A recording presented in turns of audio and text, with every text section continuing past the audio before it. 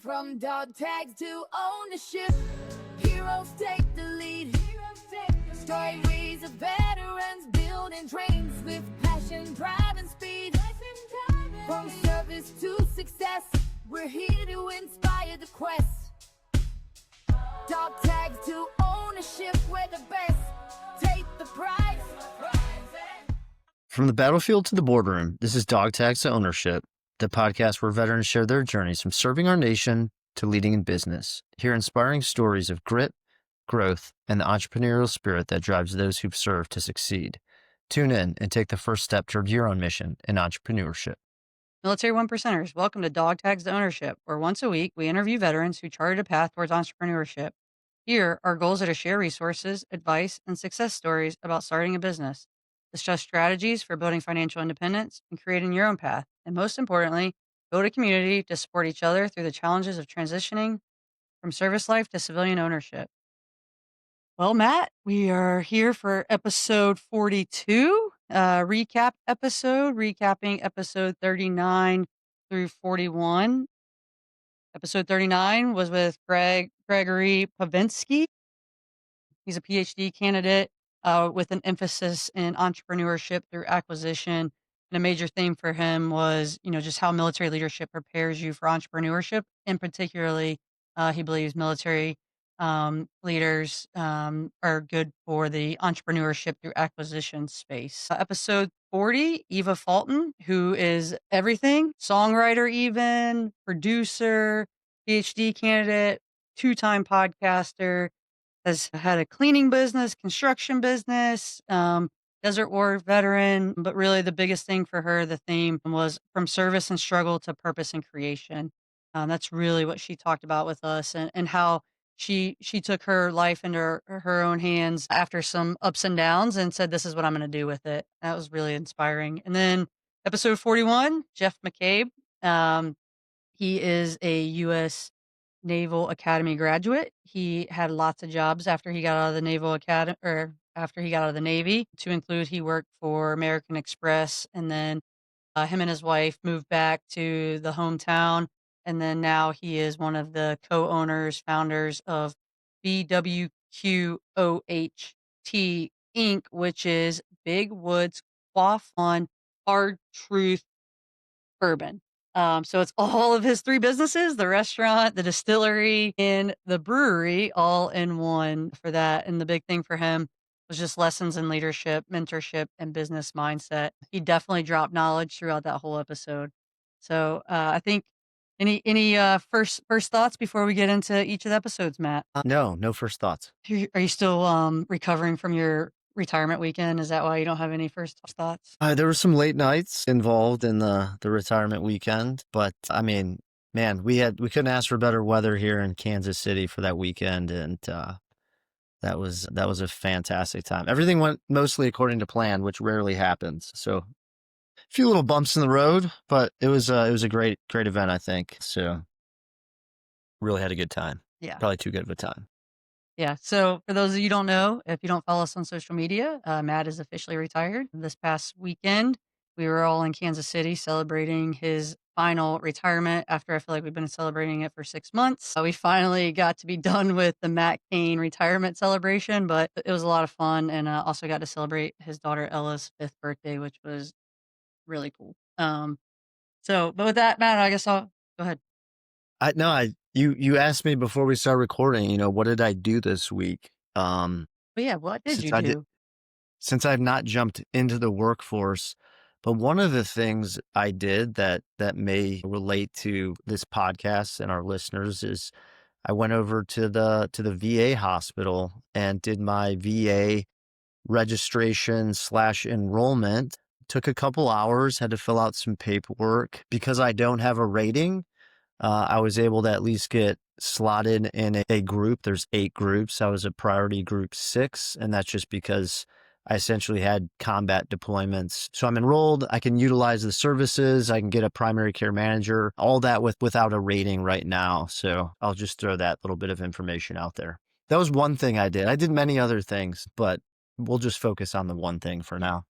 Well, I think for you, as we were talking before we hit record, one of your properties had a big fire.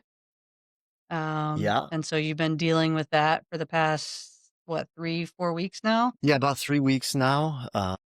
Significant fire at a rental property, and it'll likely be uh, a what they call a total constructive loss, essentially a total rebuild on the structure. It's been a significant learning curve, I guess I should say, dealing with the insurance agency, insurance policyholder, that sort of thing, and doing walkthroughs with the remediation teams and the builders to get some estimates and that sort of thing. So I hope to do a partial rehab on it myself. So I hope to kind of have a GC do a lot of the hard work on the utility, plumbing, electrical, some framing, sheetrock, and then I hope to kind of take over from there and do a lot of the cosmetic stuff myself. So we'll make a determination on whether we're going to hold on to that rental property or sell it while it's in the best shape it'll probably be in and roll that into another property. Yeah. So I guess you haven't been fully not doing anything. So I will take back my Correct. earlier comments of what have you been doing this week? You should do more for the podcast. Thank you. You're welcome. All right, so we'll get into it. So episode 39, Gregory Povenski. So Greg was a Green Beret. He got out, I think actually at Leavenworth is where he got out after his last tour. He was up at Michigan as a APMS, went to Leavenworth, and then retired out of there. Did some private equity stuff when he first got out, and then got into the entrepreneurship space through the private equity. And then now he is a doctoral candidate at Oklahoma State with an emphasis in entrepreneurship through acquisition. And the biggest thing takeaway from him is just how to utilize some of those transition services that you have, and then your ability as a leader to really get after entrepreneurship through acquisition. So a lot of people believe, and I tend to believe it as well, the big silver tsunami that's coming with the baby boomers that are, trying to sell their businesses and they don't have family that want to take over those businesses, are really looking for that entrepreneurship through acquisition space. And that's the one thing that Greg really talked about is what the data is on that through his research and what he's been doing for his PhD, and why military members are the best candidate for entrepreneurship through acquisition, and what makes us such great candidates. So definitely great knowledge in that. And if you're looking to get into the entrepreneurship through acquisition space, he definitely provides some great information on just private equity, what private equity is. There's a lot of myths, rumors, things out there about private equity, but how private equity can help you.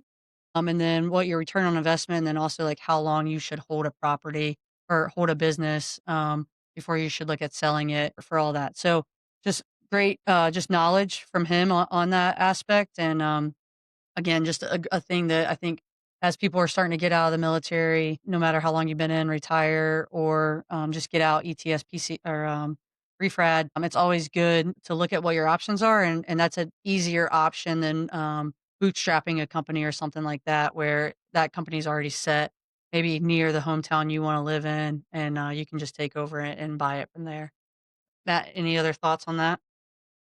Yeah, I think just, he had a very easygoing demeanor about him. And I'm sure, part of that was maybe just his personality. And part of it was, being in special forces. And he did 23 years and he talked about, I was like, what was your mindset? Were you ready to go? Were you not ready? And, you've used this quote before, Julie, but from other leaders that have told you, like, when it's time, you'll know, right? Like you'll know when it's time to separate. And he said that. I think it's, he was also big on, I think, not just kind of rushing into whatever comes first. Like, you can be fairly diligent in that process. One of those unique things about having 20 or 20 plus years in the military and having a pension, he talked about is again, having the ability to not necessarily just rush into whatever comes first and to be able to be deliberate in the process of figuring out what you want to do next.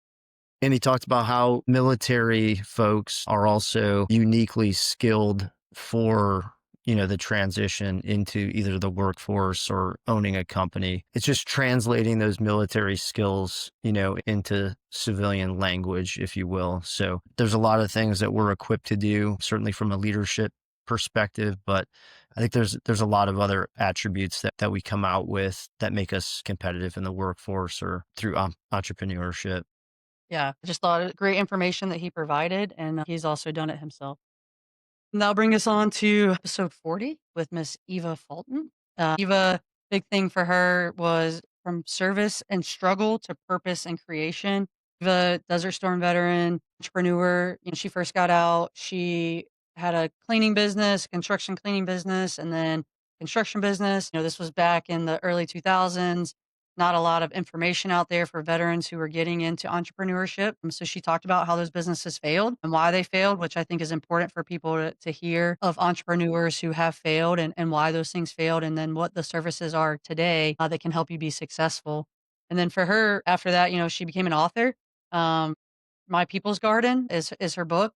She republished it back in August. I've actually sent it to a few people to read and utilize as they're going through some struggles in their life, and they've all come back and said, it's a great book for them to utilize for that. And then she's also a filmmaker. She has a documentary. She has put it in a lot of different film shows and things, and has won from that. And you can catch that documentary. It's on YouTube, on her YouTube channel. I know Matt and I both watched it. It's pretty inspiring in what she talks about in that documentary. And then the last thing, she is a podcaster. She has two podcasts. One is from Pain to Purpose. That's on the military broadcast radio. And then her other one is My People Garden, and that's based off of her book.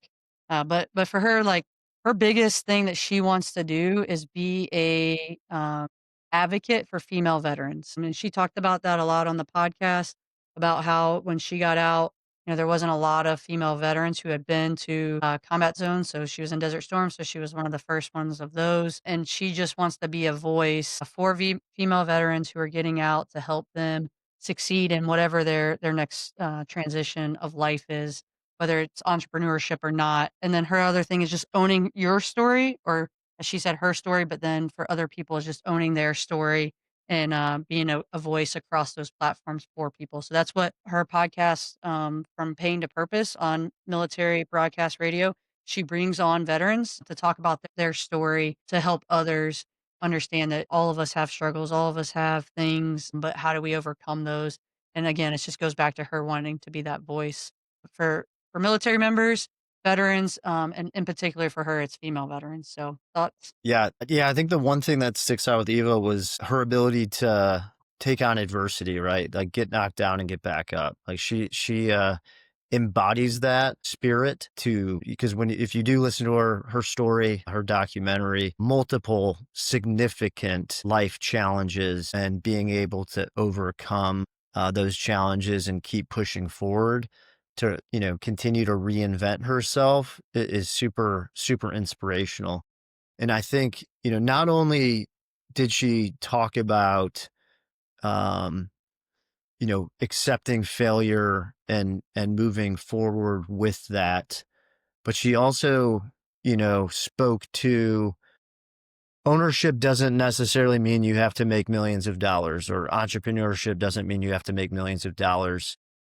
It's about doing what you love to do. And for her, again, it's not necessarily about the dollar signs. It's about getting fulfillment through these different avenues, I guess, or venues that really fill up her cup. It's why she's probably a bit of an artist in a way with all the things that she does. Just super, super interesting person, and certainly a joy to have on the podcast.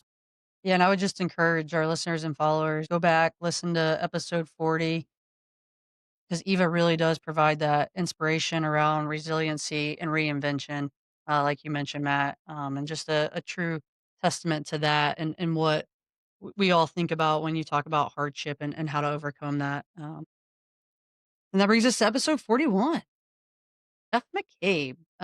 So Jeff, biggest theme lesson from him was just leadership, mentorship, and business mindset. Jeff got out of the Navy. He worked for some different contracting companies, I guess I would say. So helping Ospreys when they were first getting built. There's another, I think, helicopter that he went and did a contracting thing, but he like lived around the world. He met, I think, his business partner no, he met the guy that he went to American Express with in China in a bowling alley. That guy got him to go work for American Express. He worked for American Express for like 10 years.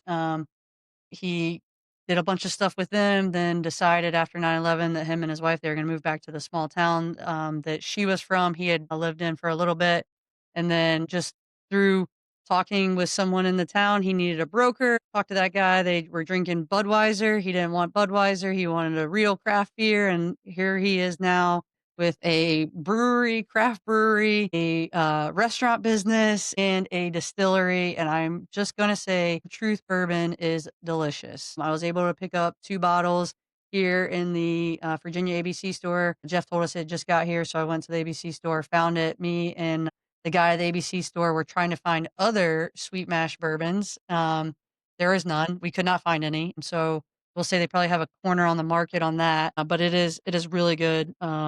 I've been showing it to people and telling them about it. But just his story of taking risk, calculated risk to make his businesses grow was just inspiring to me. And I'll turn it over to you, Matt. Yeah, I think Jeff might be like the real Dos Equis guy, like the most interesting man in the world, right? And he was so easy. He was so easy to. I don't even know if I'd call it an interview. It was very much a conversation piece. And I messaged you earlier, just kind of re-listening to that episode, and I'm obviously going to be a little bit biased, but I was like, I feel like in a way our podcast kind of turned a corner, and it was just I mean, he was just he made it easy, but it was very much a conversation piece, and I think we really got away from some of the scripted episodes we kind of did earlier, in the podcast. But, the advice that Jeff was able to give, that he kind of wove throughout the episode, was so good. There were so many memorable quotes that he dropped, while we were talking to him. But some of the things that really stuck out to me when he was talking, and a lot of those quotes were things that I latched onto. But as far as being deliberate about things, but also being open to opportunity, right? Like you got to have a plan and be deliberate, but at the same time, be open to opportunity. And that was one of the things he said he's kind of done throughout his life. He wasn't a military brat, but he was the child of a traveling salesman. So it was almost like being a military brat with his moving around constantly. So that just really resonated. Like, you never know when you're out talking to someone, being maybe deliberate in what the topics are, in order to open doors and create other opportunities. I would just say, for our listeners out there, if you haven't listened to episode 41 with Jeff, go back and listen to it. Just listen to his story. And then the biggest thing too is listen all the way to the end, because he drops some knowledge about what Byron Nelson taught him when he was running his golf tournaments, which I thought was pretty funny and interesting. So fully packed episode on that one. So if you haven't listened to it, go back and listen to it. And then I guess, Matt, just the common themes throughout the episodes 39 to 41. I'll start with, and I'll let you carry on to it, but as you've been doing this, is transition as transformation, not departure. So each one of them got out and took a different path for how they wanted to live their life or transform their life, but it wasn't a departure from the military. They all still keep those military roots, those veteran roots, to give back. Yeah, I mean, it's like, it's certainly maintaining, I think, more of that glass is half full mindset, right? Not dwelling on the fact that you've transitioned or retired and you've left that behind, but there's an opportunity to almost like reinvent yourself, right? Or maybe it's not reinventing yourself, it's doing the things that you weren't able to do while you were in the service. And for Jeff, I'll go back to him for a second. It was, I mean, all the things that he's done. I think he was even like a firefighter. Like, there was things that we didn't even talk about with him. But he just continued to be deliberate and find things that he enjoyed doing, and it's continued to just lead him to more fruitful endeavors by being open and focusing more on the reinventing and transition than just dwelling on what he had been when he was in the service. And I think that brings me to, the second common theme with them that I really like. about all three of them. And, we talk about our podcast having a double meaning of, dog tags to ownership of a business, but then also ownership of your life after the military. And for all of them, they're owning your next chapter on your terms. And each of them have done that, right? Like from Greg getting out, doing some private equity stuff, getting a business, and then now being a PhD candidate for an emphasis in entrepreneurship through acquisition and giving back that way. Like that was on his own terms of how he wanted to really own his next chapter in life. And then for Eva, having those struggles, those ups and downs, realizing those things, writing a book, and then coming out saying, "This is what I want to do. This is how I'm going to move forward and own who she is now with being that voice for military members and in particular female veterans." And then Jeff, like you said, just owning that chapter, coming back to a small town and saying, "Hey, I want to do something for this community," and talking with some folks there and opening up the distillery, restaurant, and then the brewery, the restaurant, and then the distillery. He talked about in there that the school superintendent had called him and was like, "Well, Jeff, you now employ more people than we do as a school," and that was a big deal, right? So just owning Yeah. that next chapter to help the community that he wanted to give back to. Yeah.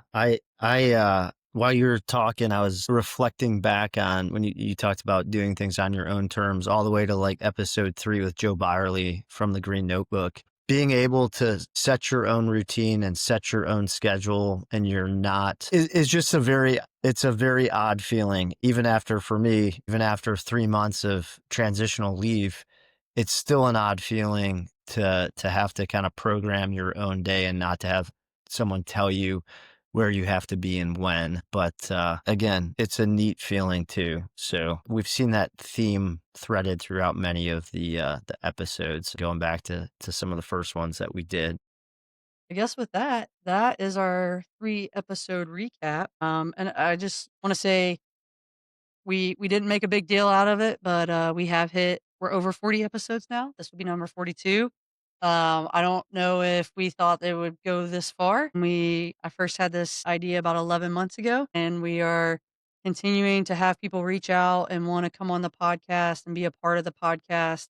So I just, before we sign off here and go into our bonus content, I just want to thank our listeners and followers for word of mouth, liking, following, sharing, subscribing to the podcast on whatever platform. It really is helping us build that community. And at the end of the day, like that's all we care about is building a community to help those who want to get into entrepreneurship. So from Matt and I, thank you for continuing to stick with us. And we promise our episodes will only get better. And as we continue this journey to help everyone turn their dog tags into ownership, We're not going anywhere. we're not. We're staying around. Season 2 will be coming up in January.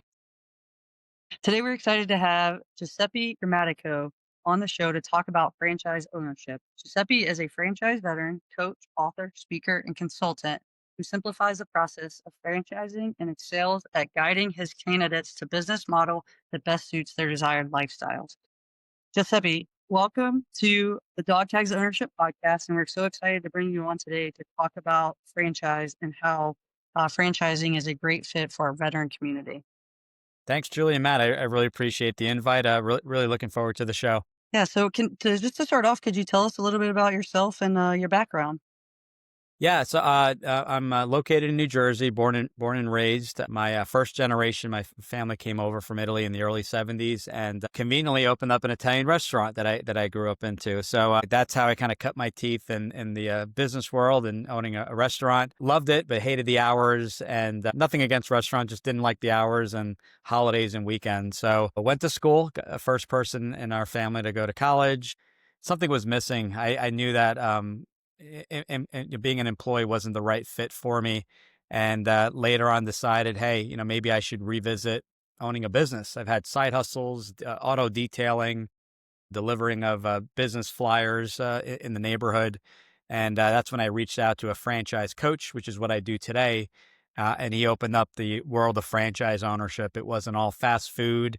There were so many different options. So it's been 2 decades since I've been in the franchise world and self-employed. I always say, what's your success story? My success story is that I was able to own a business and became a soccer coach, not ever missing one of the kids' soccer games, events, and things like that. So that's my success story, my why, and why I got into reason to get into business ownership.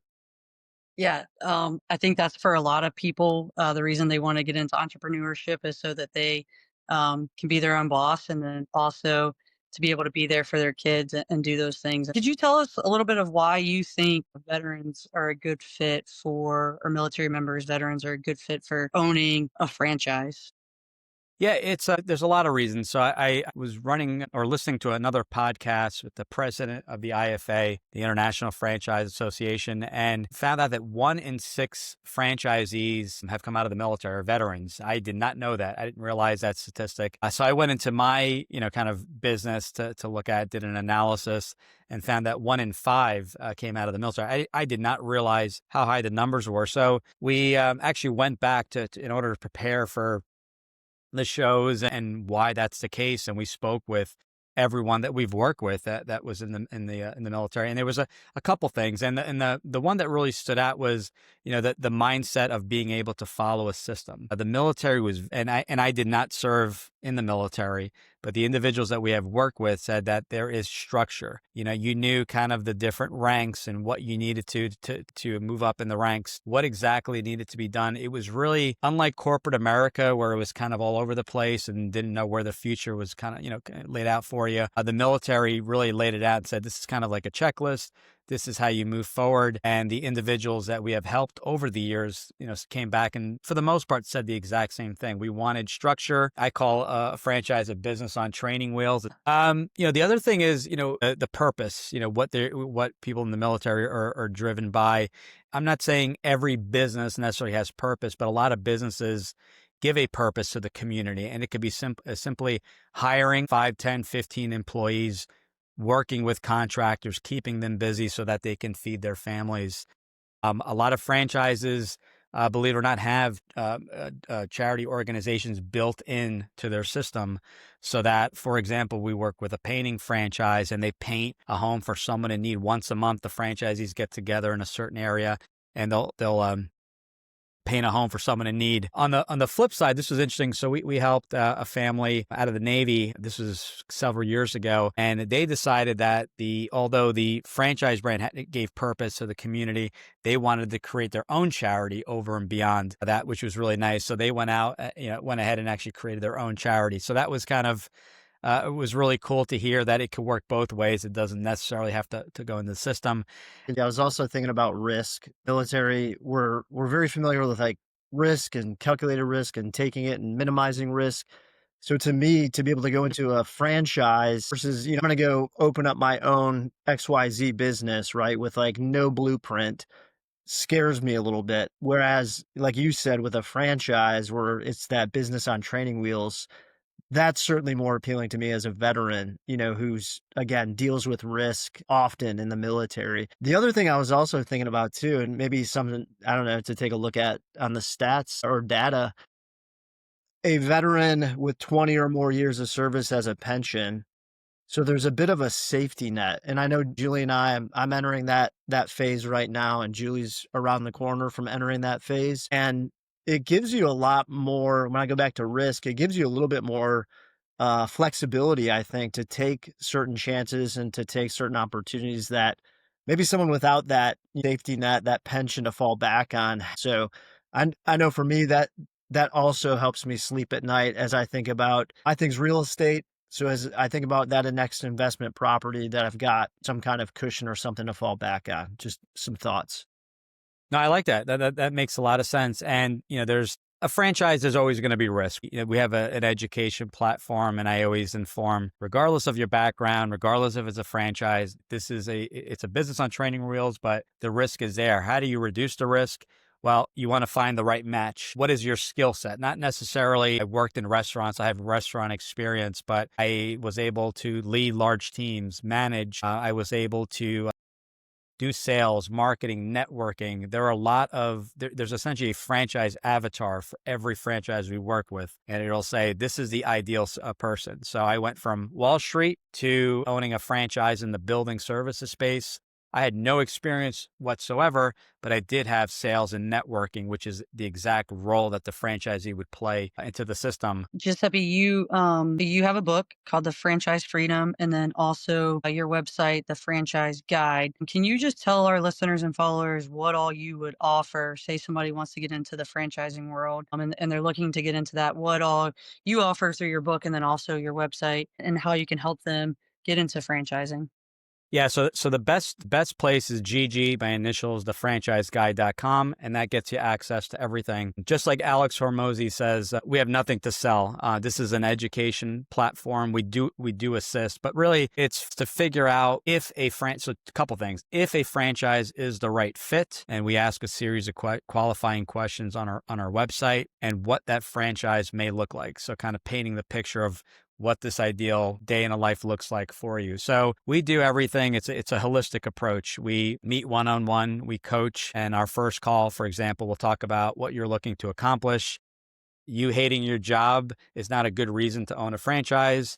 I want to make a boatload of money. Probably not a good fit just for business ownership in general. You kind of have to understand what's involved, but we'll talk about set the expectations.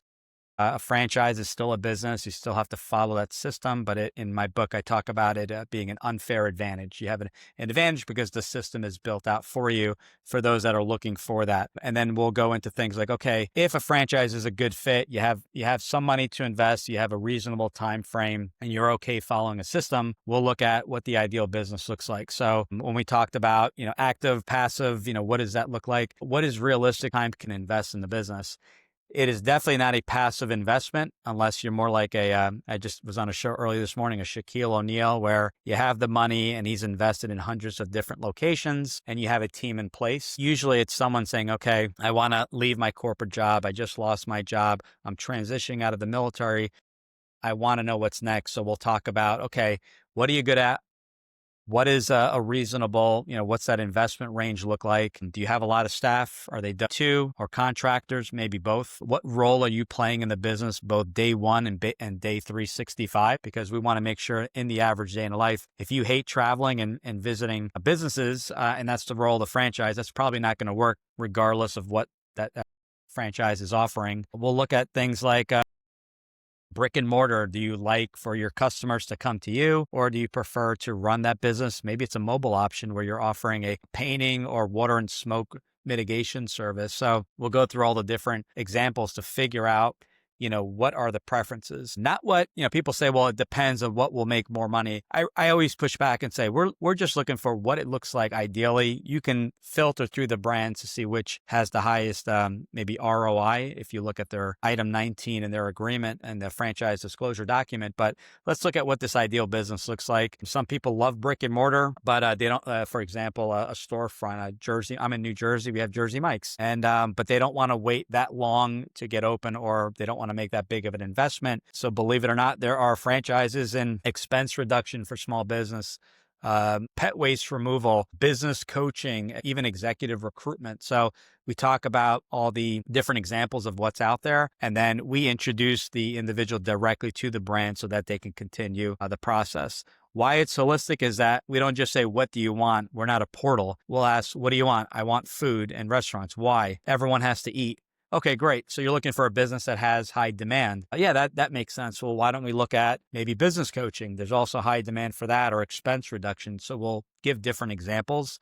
So that's something that, we offer. We bring funding to the table. What are my funding options? SBA, home equity lines of credit, portfolio backed loans. We look at all those different options, and finally bring, if interested, we bring a franchise attorney or refer to a franchise attorney to review all the documents, giving you that peace of mind. So it's a real kind of holistic approach. We assist with sample questions you should be asking the franchisee. It's not a fully exhaustive list, but just to kind of get your questions going, like, hey, knowing what you know today, would you do it all over again? That's the $1 million question, as we call it. And we just really kind of assist and give feedback as each of the families we work with go through their due diligence. And I guess, are there certain franchises that you partner mostly with, or do you partner as they go through your four-step process, I believe, off your website? Once you find them, hey, this is what type of franchise I think they're looking for, then you just reach out to those different franchises, or are there people that you specifically just partner with to be able to help guide people to those franchises? Good question. So there's 4,000 franchise companies out there, and we have 2 full-time staff that will go in. I partner with Franchoice as the organization, and they will interview founders, review franchise disclosure documents, interview franchisees to see if the fit's there. Some brands they don't have the support structure in order to handle and sustain growth, or a lot of franchisees are having issues and closing the doors and things like that. So it's simply a pre-screen. It doesn't take the place of the due diligence, but it breaks down that universe to a more manageable level. When we speak with someone for the first time, we don't have brands in mind. We like to figure out exactly what this ideal business looks like, and then we go to work to see if it's available. There are a lot of brands that are sold out or brands that are not registered. There's 13 registration states. It takes a little bit longer to get registered, and newer brands avoid the states for the first 2 years until they have some type of track record. So we make sure they're registered. We make sure there's availability. We even look for resales in the market. So it's really, if there is a brand that really stands out, we'll go through and figure out what is available. So Franchoice and our back office will help scale that list down to anyone that passed the pre-screen. We have our conversation. So by call number 3, we'll have 2 or 3 brands that not check some, but check off all the boxes to continue the conversation with. I think one of the things that is very attractive for military members is when we're serving, there's not a lot of choice in, what our day looks like. So as you were talking, Giuseppe, what's going through my mind is, to be able to answer questions and figure out like the best business for me is something that, again, is a very foreign concept, I think, at least to myself, when I served in the military. To be able to have that much control over the outcome of that business is, again, really attractive. And I could see why having a guide to help you through that process is extremely important. We talk about the transition process a lot on our podcast, and having someone that has been there before and done it. We try and never push franchising. I specialize in business ownership and franchise ownership, but we work with individuals and we figure out together, maybe the corporate world is really what you're looking for. There's no right or wrong. This is all, maybe the timing isn't right. So we're able to introduce someone. Like we had someone, was it last year, that didn't have a LinkedIn profile. We agreed to kind of pause for the next 6 to 12 months, maybe look at a corporate job. So I referred them over to someone that helped them get their LinkedIn profile, resume ready to go. So we're always able to add a resource. But the cool part is, to your point, it's like, okay, there's no right or wrong in a perfect world. What does this business look like? It's okay. It's okay to dream big and say, I had someone say to me, you probably think I'm crazy, but I want a business that doesn't have any employees, that I can run on my own. And then if I do want to hire or subcontract, I could do that. And I go, guess what? It exists. Is that a huge part of franchises? Probably not, but there are a handful of brands that we work with that never require ever hiring an employee, if that's your preference, if your preference is to keep it smaller. So it's good. I always say, don't worry about how we get there. Give us your preferences. I'm going to ask why. Are you open to this? Are you open to that? And then it's my job to go out and see what's available. So it's fun. You learn about different industries. Like a roofing franchise has nothing to do with roofing. Most roofing franchises are sales and marketing engines where you're recruiting contractors and managing KPIs, your numbers, right? Your spend on marketing, your close ratios, your profitability. And you're not getting on a roof and replacing shingles. So some people think of, I need to have experience. And the truth is, for I'd say 95% of the time, you need zero experience. You just need the ability to follow the system and that skill set, that sales, that networking, that management skill set in order to run your team. So if you're open to it, there are so many different options. Yeah, and I just want to say, went over your website today, and I would say it's like very intuitive of how you guys do this. Even so much so, like we've had other franchise folks come on from other franchising companies to talk to our listeners and followers about franchises. But you even have on there like, okay, how much it would probably cost to set up a franchise. And a lot of times when we ask that question, they don't always answer it. And so appreciate that, how to get started, how you guys can help to fulfill people's business ownership dreams of what they want to do, and whether it's through franchising or not.